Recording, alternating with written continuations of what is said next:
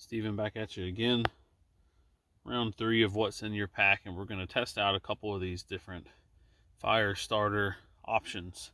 I've got some little things set up here to give you a bit of an example of how some of these work, the benefits of some, what does not have a benefit to it. We're going to start off just standard, cheapo, regular matches. If you're in a normal situation and it doesn't matter, by all means use the things that are least valuable to you first. They don't work very well in the wet, as you can see. Not super dependable. That one just broke in two. So if you're in a survival situation, remember that you're going to get what you pay for in matches. So moving on from there, we've got what I love to carry with me. These are typically what I will use probably the most, especially if it's a wet scenario. You get a good strike on that, and you've got a rather long and steady burn time. It makes no difference if it's wet, if it's dry, whatever. That match is going to burn for a pretty decent amount of time to allow you to get whatever fire you're started. So, regular cotton ball on this side, very, very easy to carry, small waterproof container.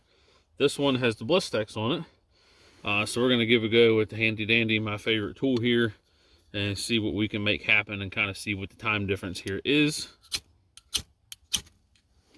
So, cotton ball number 1, light's incredibly easy.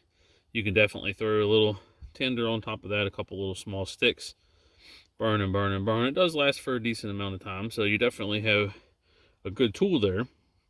You can see it starting to dwindle down. You definitely want to have them pulled apart when you're using them, which makes them light so much faster, but also makes it go out so much faster as well. The more surface area you're creating is a good thing and a bad thing depending on where you're at. So, just about out on that side. We're going to start number 2. Now this one is the one that is coated in Blistex. As you can see, good full flame on that one. And as it starts to get into that Blistex, or whatever kind of wax that you choose to use, it will burn and burn and burn for a lot longer of a period of time.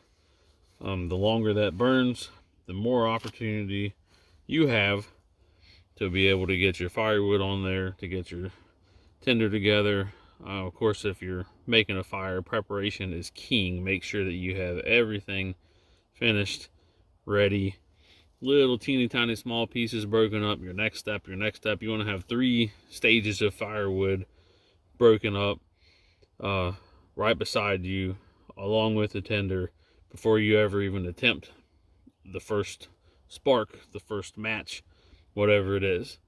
As you can see, pretty incredible difference between cotton ball number 1, no waxing material, no Blistex, no anything.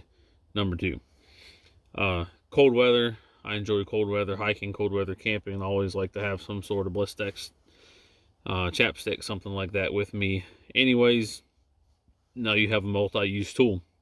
A couple of cotton balls that weigh absolutely nothing in a small container that also weighs absolutely nothing, with some Blistex in your pocket, and you can get a fire going just about anywhere, anytime.